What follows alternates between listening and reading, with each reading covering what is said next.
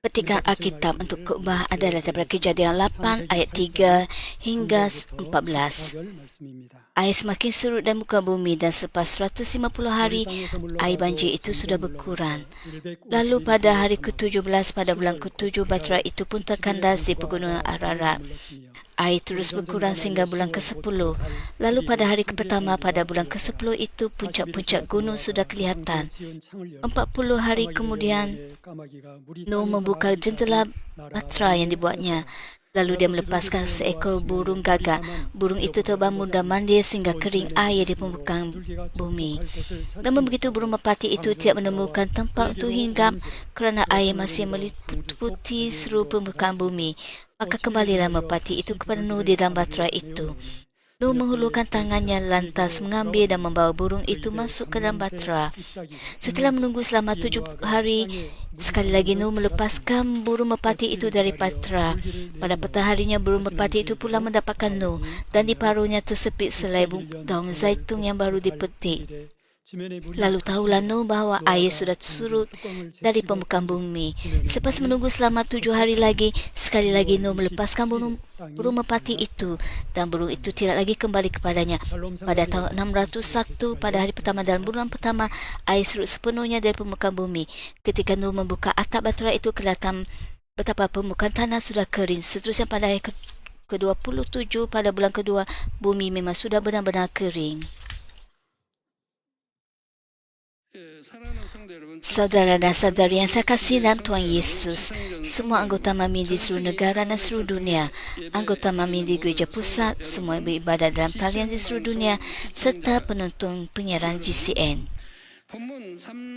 Dalam ayat 3 hingga 14, kita melihat proses air banjir yang semakin surut sehingga akhirnya daratan menjadi kering. Banjir besar itu bermula pada 17 Februari ketika Nuh berusia 600 tahun. 7 hari sebelumnya, iaitu pada 10 Februari, Nuh dan keluarganya telah masuk ke dalam batera itu. Hujan turun selama 40 hari dan akibatnya air menutupi seluruh bumi selama 150 hari. Kemudian pada 1 Januari tahun berikutnya, air telah pun surut dan permukaan tanah menjadi kering. Namun demikian, Nuh tidak keluar dari batera sehingga 27 Februari. Oleh itu, berapa lamakah Nuh tinggal di dalam batera itu? Nuh masuk ke dalam batera itu pada 10 Februari, 7 hari sebelum banjir berlaku, ketika dia berusia 600 tahun. Dia keluar dari batera itu pada 27 Februari ketika berusia 601 tahun. Hal ini bermaksud bahawa Nuh dan keluarganya tinggal di dalam batera itu selama tepat 1 tahun dan 17 hari. Pernahkah saudara dan saudari menyedari sesuatu yang istimewa tentang angka-angka yang berkaitan dengan peristiwa banjir pada zaman Nuh? Angka 17 muncul pada tarikh-tarikh yang penting. Banjir bermula pada 17 Februari dan air mula surut pada 17 Julai. Selain itu, keluarga Nuh tinggal di dalam batera selama 1 tahun dan 17 hari. Mengapakah Tuan Bapa melaksanakan peristiwa-peristiwa penting ini menurut angka 17? Hari kerana angka 17 mempunyai makna rohani yang istimewa. Secara rohani, angka 17 melambangkan bahawa Tuan Bapa sendiri menyelesaikan pekerjaannya menurut kehendak dan ketentuannya. Tuan Bapa memenuhi segala sesuatu secara kehendak serta rancangan ketentuannya. Peristiwa banjir pada zaman Nuh merupakan satu kejadian yang dipenuhi tepat pada waktunya menurut ketentuan Tuan Bapa. Oleh itu, Tuan memilih tarikh-tarikh yang mengandungi angka 17 sebagai permulaan banjir dan juga permulaan surutnya air.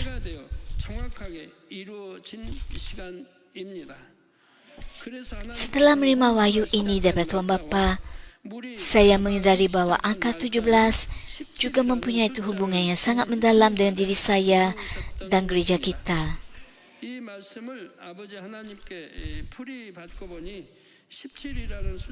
Pada tahun 1999, sempena ulang tahun penubuhan gereja ke-17, gereja memasuki satu era yang baharu. Kita semakin jelas memahami ketentuan Tuan Bapa yang memimpin dan bekerja melalui mazbah ini. Selepas 3 ujian yang bermula pada tahun 1998 berakhir, kita dapat memberitakan Injil 5 lipat kepada seluruh dunia dengan bebas. Bermula pada tahun 2000, melalui kebangkitan rohani berskala besar di luar negara, satu dimensi baharu kuasa Tuhan dinyatakan.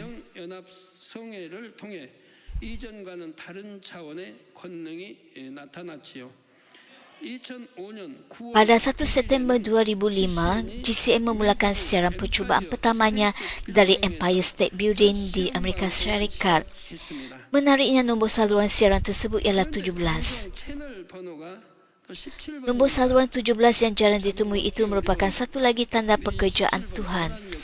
Oleh itu, sejarah gereja ini mempunyai hubungan yang sangat erat dengan angka 17 dalam pelbagai aspek.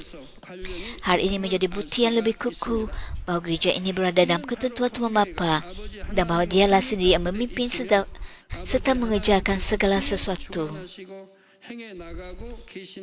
Saudara dan saudari yang saya kasihi, ayat 3 menyatakan, air semakin surut dari muka bumi dan selepas 150 hari, air banjir itu sudah berkurang. Sebenarnya Tuhan boleh saja menyebabkan air itu surut dengan serta-merta. Namun begitu, dia memilih untuk membiarkannya surut secara beransur-ansur selama 150 hari. Sebabnya ialah Tuhan sentiasa bekerja menurut aturan dan hukum yang telah ditetapkannya sendiri. Apabila penghakiman banjir bermula, cahaya asal Tuhan telah ditarik balik, lalu sifat-sifat badani mula terselah di atas bumi. Semasa bumi masih dilingkungi oleh cahaya asal, bumi berada di bawah aliran dan hukum rohani. Namun begitu, selepas banjir, bumi mula berada di bawah aturan dan hukum alam fizikal. Oleh itu, sejak waktu itu, Tuhan bekerja menurut aturan dan hukum alam fizikal. Apakah hubungan antara mengikut aturan alam fizikal dengan membiarkan air surut secara beransur-ansur? Sejak saat Nuh dan keluarganya keluar dari bahtera itu, satu permulaan baharu bagi pemupukan manusia bermula di bumi. Untuk tujuan itu, bumi perlu disediakan dengan persekitaran yang sesuai bagi kehidupan manusia. Mengeringkan air banjir semata-mata tidak serta-merta menjadikan bumi sesuai untuk didiami. Cuba fikirkan rumah-rumah yang ditenggelami banjir akibat hujan lebat, taufan atau tsunami. Walaupun air telah dipam keluar, orang ramai masih tidak dapat terus tinggal di dalam rumah-rumah tersebut. Demikian juga selepas banjir yang besar, bumi memerlukan lebih daripada sekadar air yang surut untuk menjadi tempat yang sesuai didiami. Sekiranya Tuhan menghilangkan air itu serta-merta, Nuh dan keluarganya akan keluar ke dunia yang masih belum bersedia. Sebaliknya, Tuhan membentuk semula bumi sehingga tiba waktunya Nuh dan keluarganya keluar dari bahtera. Dia membiarkan air surut sedikit demi sedikit sehingga menurut hukum alam fizikal, keadaan bumi secara semula jadi menjadi sesuai untuk didiami oleh manusia, binatang liar, burung-burung dan ternakan. Apabila Tuhan Bapa menciptakan langit dan bumi melalui firman-Nya, Dia juga tidak menciptakan semuanya dalam sekelip mata. Sebaliknya, Dia menciptakannya langkah demi langkah sepanjang 6 hari. Kita perlu memahami bahawa selagi kita hidup dalam tubuh jasmani, kita tidak boleh sama sekali mengabaikan hukum dan aturan alam fizikal. Itulah sebabnya, walaupun ketika menyembuhkan penyakit, Tuhan tetap bekerja menurut aturan tubuh manusia.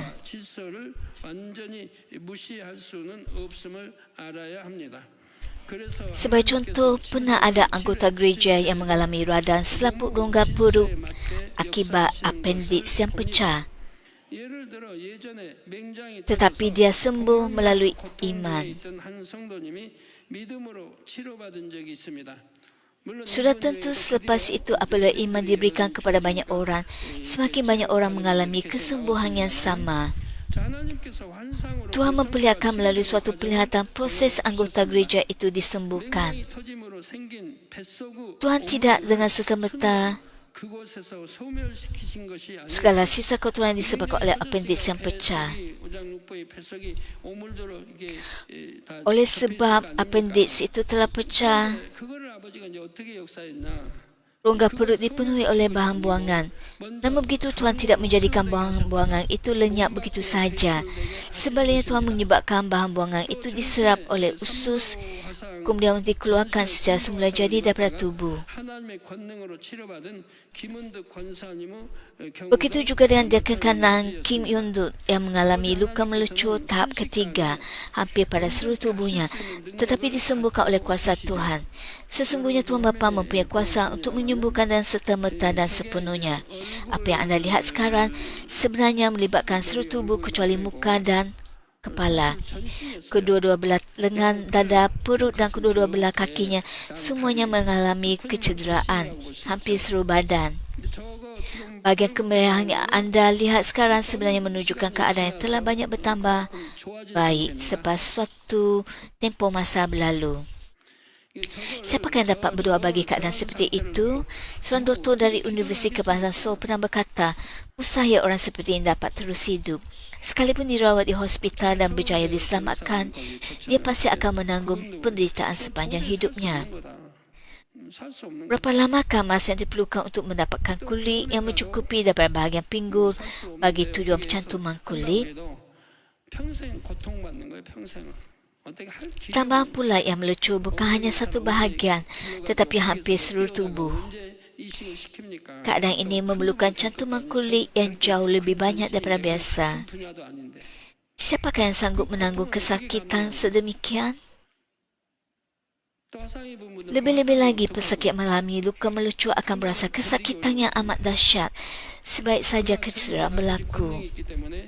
Namun begitu melalui kuasa Tuhan Bapa, walaupun mengalami luka melecur tahap ketiga yang begitu teruk, hanya dengan satu doa, bahan melecur itu terus hilang sehingga kesakitan menjadi dapat ditanggung. Setelah mengetahui perkara ini, sekarang apabila anda melihat seseorang mengalami luka melecur, perkara pertama yang perlu anda lakukan ialah berdoa supaya mengusir bahan panas itu. Dengan meletakkan sapu tangan yang telah didoakan dan berdoa, bahan panas itu akan disingkirkan. Lebih cepat doa itu, lebih baik hasilnya.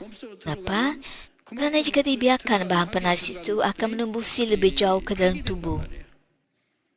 Sebab saja bahan panas menembus ke dalam, tisu-tisu yang terkena akan mula rosak. Oleh itu, doa perlu dipersembahkan dengan secepat mungkin supaya bahan panas itu disingkirkan sebelum menembus terlalu dalam. Orang itu tidak menerima doa sebaik saja dia melecur. Kejadian itu berlaku pada hari Ahad dan seseorang hanya menyampaikan berita itu secara bersahaja.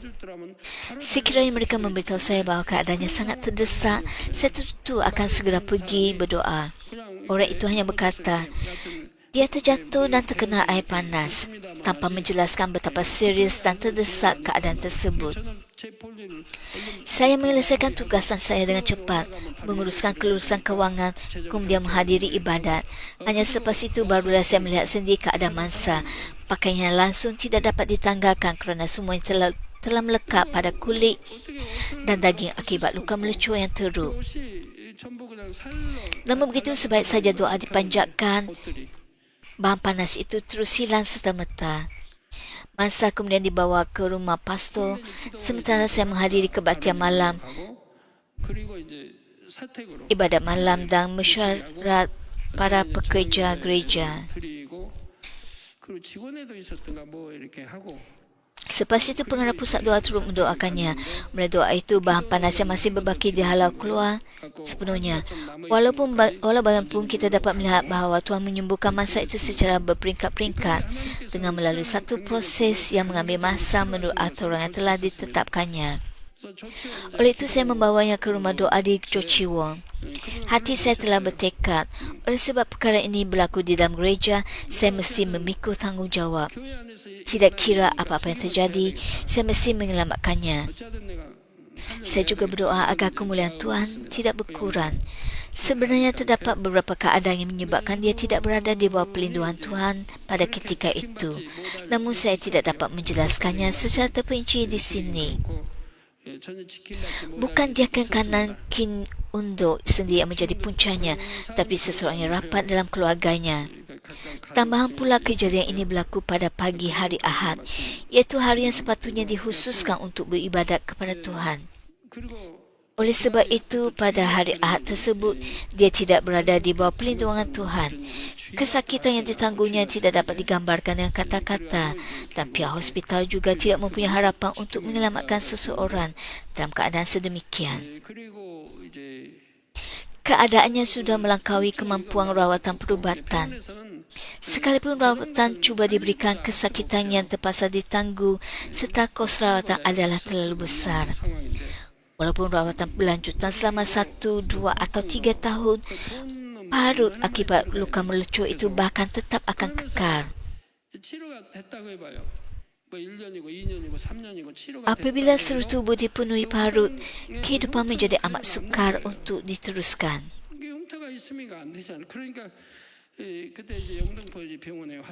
Di hospital luka melecur Yondungpo, doktor menunjukkan bahawa pesakit mengalami kecederaan seperti itu seringkali tidak mampu meneruskan kehidupan mereka. Banyak orang yang akhirnya membunuh diri kerana ditinggalkan oleh ahli keluarga, pasangan, malah ibu bapa sendiri. Luka dan parut yang teruk itu terlalu menyedihkan untuk dipandang. Dalam keputusasaan sedemikian, banyak orang memilih jalan kematian. Namun begitu Tuan Bapa menyembuhkan diakan kanan Kim Undo tanpa meninggalkan sebarang parut, malah menjadikan kulitnya licin seperti sedia kala. Luka melecur itu meliputi bahagian perut, kedua-dua lengan dan tubuhnya, tetapi hanya sebahagian gambar dapat ditunjukkan kerana dia adalah seorang wanita. Saya melihat dengan teliti bagaimana Tuhan menyembuhkannya. Saya menyaksikan pekerjaan Tuhan dengan pergi ke rumah doa selepas ibadat hari Ahad dan kembali pada hari Jumaat. Dari hari Isnin hingga Khamis, saya mendoakannya sekali setiap hari sambil memerhatikan dengan teliti setiap proses penyembuhan. Tuhan memulakan penyembuhan dengan membentuk saluran-saluran darah di dalam tubuhnya. Kemudiannya sedikit demi sedikit daging baharu mula tumbuh pada kulitnya. Sebenarnya saya dapat menerangkan proses ini dengan lebih terperinci, tetapi masa tidak mengizinkan. Namun begitu saya sendiri menjadi saksi bagaimana Tuhan bekerja pada daging yang menurut pandangan manusia sudah tidak dapat diselamatkan lagi.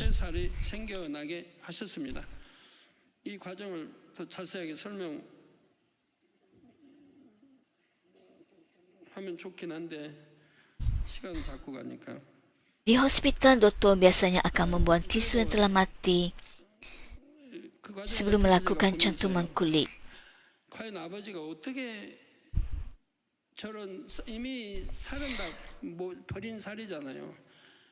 Namun begitu Tuhan bekerja dengan cara yang sama sekali berbeza. Walaupun kulit, sel-sel, saraf dan tisu pada tubuhnya telah mati sepenuhnya, daging itu telah mereput dan mengeluarkan bau busuk yang amat kuat. Namun begitu Tuhan melakukan pekerjaan sungguh ajaib, seolah-olah 3 peringkat pembedahan, bukan menggunakan pisau bedah, tetapi menurut cara Tuhan sendiri. Pada peringkat yang ketiga, Tuhan menutup seluruh tubuhnya dengan daging yang baharu. Walaupun saya tidak dapat menjelaskan keseluruhan proses itu pada kesempatan ini. 1차, 2차, 3차에 수술을 하시더라고요. 칼을 대고 수술이 아니고 1차, 2차, 3차에. 그러니까 3차에 이제 완전하게 이제 살로 입히시고 이렇게 이런 과정을 좀 Orang yang mempunyai pengetahuan dalam bidang perubatan pasti akan merasa kagum kerana apa yang berlaku bukanlah hasil ilmu perubatan, tetapi cara Tuhan menciptakan daging yang baharu. 전부 Tuhan mengenalkan tubuhnya dengan daging yang baharu, bukan melalui pembedahan atau usaha manusia, tetapi melalui caranya sendiri. 새로운 살을 만들어 가십니다. 새로운 살로 입혀요. 근데 어떤 칼을 댄 것도 Daging yang telah musnah akibat luka melucut tahap ketiga, yang menurut manusia sudah tidak berguna lagi, dipulihkan sepenuhnya oleh Tuhan. 좀 살이죠. Setiap hari merupakan suatu mukjizat yang menakjubkan untuk disaksikan. 세포 모든 조직이 다 죽어버렸는데 다 죽어버렸는데 쓸 수도 없는 이거를 아버지가 Saya juga menyaksikan bagaimana Tuhan menanggarkan daging yang telah mati itu. 때마다 참 신기했습니다. Daging tersebut telah reput, berbau busuk dan dipenuhi gelembung-gelembung. 저기 그냥 뭐 보면은 Namun begitu, Tuhan mengikirkannya menurut caranya sendiri. 버글버글하죠. Pada mulanya Tuhan menutup seluruh permukaan itu dengan lapisan kulit yang kelihatan seperti kulit batang pokok pine yang tebal. 이게 처음에는 이제 이 껍질 소나무 그 특권 껍질 Kemudian dia membiarkan nanah keluar sehingga lapisan keras itu dapat ditanggarkan. 덮으시고는 그 다음에 이제 수술로 들어가시는데 그거 이제 Lapisan itu melekat dengan sangat kuat, sementara di bawahnya terdapat cahaya yang mengeluarkan bau busuk akibat perebutan. 딱 달라붙어 버렸으니까 Tuhan menanggarkan semuanya. 거기서 진물이 막 나고 그러니까 Manusia tidak dapat berbuat apa-apa selain memerhati. 그래서 그거를 Tiada ubat diberikan, 내시는 거예요. tiada suntikan dilakukan. 손쓸 수도 없고 뭐 구경할 수밖에 없죠. 거기다 뭐 약을 바르겠어요. 주사를 맞겠어요. Tiada salap disapu. 빨간 물을 바르겠어요. 일체 손 대지 않았어요. Langsung tiada sebarang kaedah duniawi digunakan. 사용했다면 그걸로 끝나죠. 아버지. Sekiranya cara manusia digunakan, Tuhan akan berpaling dan yang tinggal hanyalah jalan menuju kematian. 믿기 때문에 Oleh sebab kami percaya sepenuhnya kepada Tuhan Bapa, kami membiarkan dia bekerja menurut caranya sendiri sambil kami terus memerhatikan. 단단히 달라붙어 버린 이거 Tuhan membuatkan kuping itu membengkak, 해가지고 dipenuhi nanah, kemudian menanggarkannya. 딱 벗겨내시고 Selepas semuanya ditanggarkan, dia menutupnya semula. 그래서 다시금 입히시 Sekali lagi dia menutupnya dengan kuping yang baharu. Selepas beberapa waktu, dia menanggarkan kuping itu sekali lagi. 딱 벗겨내고 Di bawahnya kelihatan daging yang baharu. 빌면서 다음에 Daging baharu itu kelihatan seperti kulit anak tikus yang baru lahir, 그걸 berwarna merah terang, 하시는 거예요. 한번 또 sama seperti itu. 그러면서 보니까 속에서 새살이 나와 있는 거예요. Sekira tubuhnya, seluruh tubuhnya dipenuhi oleh daging baharu yang berwarna merah sedemikian. Tuhan menanggarkan dan menutupnya, membentuk daging baharu di bahagian dalam. 것들이 한 10마리 이렇게 있는 그걸 본 적이 있는데 그 생지 그 살이 아주 새빨개요. 붉은색. 그걸 본 적이 있어요. 꼭 그런 이제 그렇게 이제 붉은 이렇게 살로 저 새로 전부 몸에 새로운 새살이 이렇게 나오는 거예요. 그렇게 해가지고 Adakah proses itu berakhir di situ? 벗겨내신 거를 Tidak. 그리고 딱지 Dia membiarkannya membengkak lagi, kemudian menanggarkannya sekali lagi. Pada penanggalan yang kedua, saluran-saluran darah mula kelihatan pada daging yang merah itu. Kapilari-kapilari yang halus dan berwarna merah terang dapat dilihat dengan jelas. 또 벗겨내시는 거예요. Saluran-saluran darah itu diciptakan Tuhan pada peringkat kedua penanggalan tersebut. 그때는 이제 그 빨간 살에 힘줄이 보이는 Dia membentuk saluran darah yang sebelumnya langsung tidak wujud 눈에 보이는 dan 거예요. semuanya dapat dilihat dengan begitu jelas. 힘줄이 그 두 번째 벗기시면서가 Oleh sebab daging itu masih berwarna merah, 전에 없던 힘줄을 saluran-saluran darah tersebut kelihatan dengan amat nyata. 만드시고 다 Saya menyangka proses itu telah selesai. Namun begitu Tuhan melakukannya sekali lagi. Dia sekali lagi menutupnya, 하셔가지고 쫙 membiarkannya membengkak, 그래서 kemudian menanggarkannya. 하나나무 했더니 또 그렇게 만드시는 거예요. 그러더니 또 딱지를 입게 하시고 Selepas 3 peringkat seperti itu, seluruh tubuhnya dipenuhi oleh daging merah yang baharu. 그러고 나서는 또 그걸 벗겨내신 또 다시 이게 Daging dan saluran darah itu dapat dilihat dengan mata kasar. 이제 Saya berfikir, 그렇게 Wah. 해주시고 Benarkah tubuh manusia mempunyai saluran darah sebanyak ini? 빨간 살로 들어가는 거예요. Bukankah dikatakan jika semua saluran darah disambungkan, panjangnya dapat mengelilingi bumi? 사람 몸 안에 이렇게 힘줄이 많은가? 뭐 사람 힘줄 다 Memang benar, 핏줄 다 이으면은 뭐 지구 terdapat begitu banyak kapilari di dalam tubuh manusia. Kapilari-kapilari itu kelihatan dengan sangat jelas. Saluran-saluran darah dapat dilihat dengan nyata, dan walaupun daging itu masih berwarna merah, ia benar-benar baharu dan hidup. 밝은지 살이 좀 Namun begitu pekerjaan Tuhan masih belum berakhir. 이렇게 이제 하시는 걸 봤습니다. Tuhan bekerja sekali lagi. 끝나면 좋은데 Dengan demikian Tuhan melakukan 3 peringkat pembedahan menurut caranya sendiri. 스스로 이제 Dia sekali lagi menutup tubuh itu dengan kuping. 또 입히시는 거예요. Apabila kuping itu ditanggalkannya buat kali yang berikutnya, tidak ada lagi nanah atau cecair yang keluar dan tidak ada lagi bau busuk. 고름이나 이런 게 없는 거예요. 냄새도 안 나고 그냥 깨끗한 피부가 드러나는 거예요. 깨끗한 피부. Selepas peringkat yang ketiga itu, kulit yang bersih mula kelihatan. Tuhan menyembuhkan seluruh tubuhnya tanpa meninggalkan sebarang parut. 깨끗하게 이렇게. Tapi Tuhan membiarkan sebelah kakinya belum sembuh. 그런데 이제 Sebelah kaki telah sembuh dengan daging baharu, 난데 약 manakala sebelah lagi dibiarkan. 는 놔두신 거예요. Kita mungkin tertanya-tanya mengapa Tuhan tidak menyembuhkan kedua-dua belah kaki itu sekaligus. Namun ada ketentuan Tuhan di sebaliknya. Oleh itu kami hanya menunggu dan yakin bahawa pada waktunya Tuhan juga akan menyembuhkan kaki yang sebelah lagi. Sesungguhnya ada sebab mengapa Tuhan membiarkan sebelah kaki itu belum sembuh. 섭리가 있는 거예요. Di akan kanan Kim mempunyai sifat yang sangat tergesa-gesa, sering tersandung ketika berjalan bahkan dalam usia 60-an. Sekiranya kedua-dua belah kakinya disembuhkan sekaligus, dia tentu akan cuba berjalan sendiri dan pergi ke tandas tanpa bantuan sesiapa. Namun begitu kapilari-kapilari yang baru terbentuk masih terlalu halus dan lemah sehingga mudah pecah. 움직이기도 잘하셨대요. 60대 성격이 급해가지고 그러니까 이거를 그때 다 이렇게 Jika dia berjalan menggunakan kedua-dua belah kaki, saluran darah tersebut boleh pecah. 화장실로. 근데 그렇게 했더라면 이 실핏줄이 너무 가늘고 약하단 말이에요. 이게 터져버리는 거예요. 실핏 힘을 주니까 양다리 힘을 좀 걸게 되면 터져버리는 거예요. 그러니까 그 Oleh itu Tuhan membiarkan sebelah kaki belum sembuh supaya dia tidak dapat berjalan. 굳혀가시는 거죠.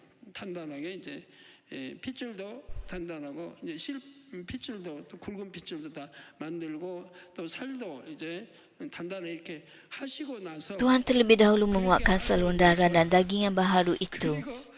Kemudian barulah menyembuhkan kaki yang sebelah lagi. Sepanjang tempoh itu dia tidak dapat berjalan dan memerlukan bantuan orang lain.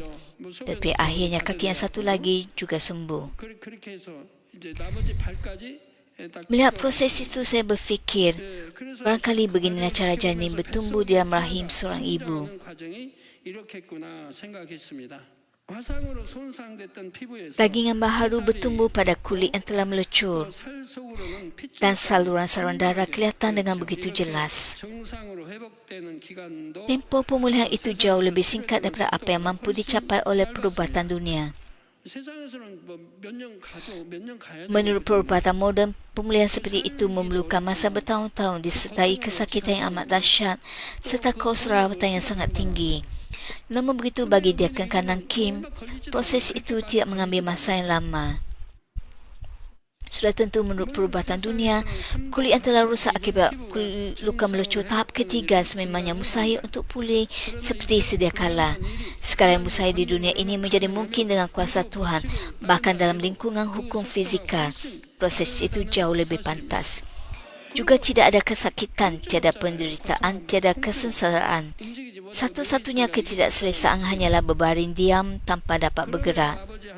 Namun begitu Tuhan Bapa mengikut hukum dan aturan dunia fizikal ini tanpa melangkaui sebarang langkah. 다 밟으시죠.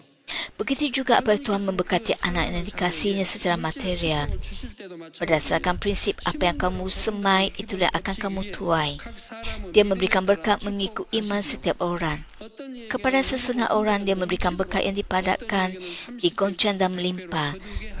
Kepada yang lain 30, 60 atau 100 kali ganda. 여기는 것과 Oleh itu, cuba untuk menuai tanpa menyemai merupakan penghinaan kepada Tuhan. Tiada sesiapa pun yang terkecuali daripada hukum menyemai dan menuai. Seseorang mesti menyemai benih berkat dan menyediakan bejana untuk menerima berkat daripada Tuhan. Hanya dengan demikian seseorang dapat menikmati kepuasan jasmani dan kebahagiaan rohani yang sejati. Jika seseorang melanggar hukum Tuhan dan kelihatan menerima berkat, berkat itu tidak akan kekal. Sebagai contoh, Tuhan memberikan perintah untuk tidak menjalankan perniagaan pada hari Sabat. Katakanlah satu urus niaga tanah yang besar muncul pada hari Ahad, menjanjikan keuntungan berjuta-juta. Melainkan imannya kuat, seseorang mungkin dengan sengaja melanggar hari Sabat kerana tamat, lalu menandatangani kontrak. Hal itu mungkin kelihatan seperti berkat, tapi tidak lama kemudian wang itu lenyap. Dengan satu cara atau yang lain, pendapatan itu hilang. Itu bukanlah berkat sejati. Ia bukan daripada Bapa. Apa-apa saja yang diperoleh dengan melanggar hari Sabat bukanlah berkat. Saya mengajarkan hal ini walaupun semasa memimpin gereja-gereja lain. 어떤 상황으로든 해서 그 수입은 날아가 버리게 돼 있어요. 이건 참 축복이 아닌 거예요. Saya memberitahu pemilik kedai bahawa jika mereka membuka kedai pada hari Ahad, semua pendapatan mereka akan lenyap. Sama ada melalui kecurian atau penyakit, pendapatan akan hilang. Mereka mengalaminya tepat seperti yang saya ajarkan. Setengah pastor menggalakkan agar kedai dibuka untuk memperoleh lebih banyak dan memberi lebih banyak persepuluhan. Namun begitu saya mengajar menurut firman, itu bukanlah berkat.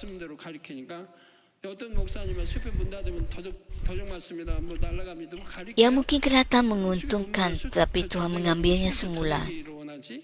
Oleh sebab itu bukan berkat daripadanya, dia mengikirkannya dalam cara lain.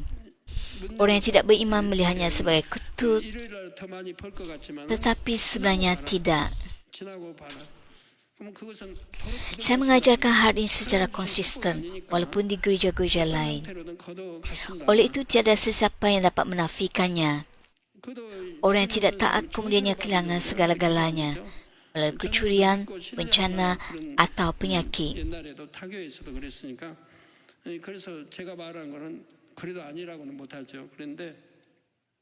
Setelah mengalaminya berulang-ulang kali, mereka mengaku. Mereka berkata, apa yang kamu ajarkan adalah benar. Wang yang saya peroleh dengan melanggar hari Sabat semuanya lenyap. Wang itu hilang tanpa makna, tidak meninggalkan apa-apa simpanan. Kedai yang berjaya bahkan tidak dapat mengumpulkan kekayaan. Selepas berbulan-bulan, akhirnya mereka taat dan menutup kedai pada hari Ahad. Selepas ketaatan dalam masa sebulan atau dua, kesaksian datang. Mereka berkata, seperti yang kamu ajarkan, menutup pada hari Sabat kelihatan berisiko, tetapi perniagaan bertambah baik, pendapatan meningkat, dan persepuluhan bertambah. Persepuluhan itu benar-benar bersih. Persepuluhan yang diperoleh dengan melanggar hari Sabat adalah tidak bersih. Persepuluhan itu tidak menyenangkan hati Tuhan. Ia merupakan persepuluhan curian, diambil daripada apa yang menjadi miliknya. Jika kita hidup menurut firman, berkat pasti datang.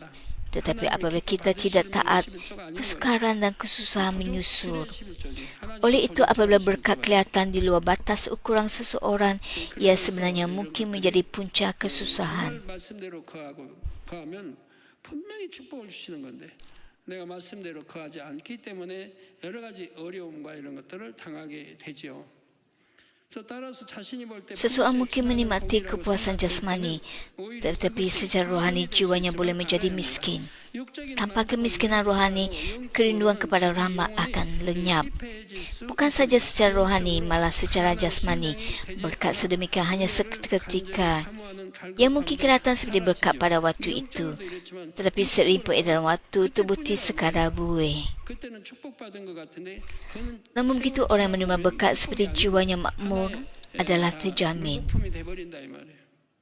그러나 영혼이 잘됨 같이 범사가 잘 되는 축복을 받은 사람은 Berkat mesti datang bersama kemakmuran jiwa dan berkat sedemikian tidak dapat diambil oleh musuh kerana Bapa melindunginya. 거두가지 못해요. Inilah berkat sejati. Tiada bencana, penyakit atau kecurian dapat mengambilnya. 재앙이 와서 날아간다. Walaupun dengan berkat yang melimpah, hati tidak berpaling kepada dunia, 이런 게 없다. tetapi lebih kepada kerajaan Tuhan. 풍성한 복을 받는다 해도 Saudara-saudari yang saya kasihi, Tuhan Bapa sendiri memelihara aturan ciptaan yang ditetapkannya di bumi. Dia bekerja menurut keadilan tanpa mengabaikan hukum jasmani. 아버지 하나님께서 Namun begitu apabila keadilan rohani dipenuhi, dia dapat melangkaui kelajuan yang mungkin dalam alam jasmani. 공의에 맞게 역사하시고요. Apabila keadilan rohani adalah selaras, rentaknya mengatasi apa yang mungkin dari aspek jasmani.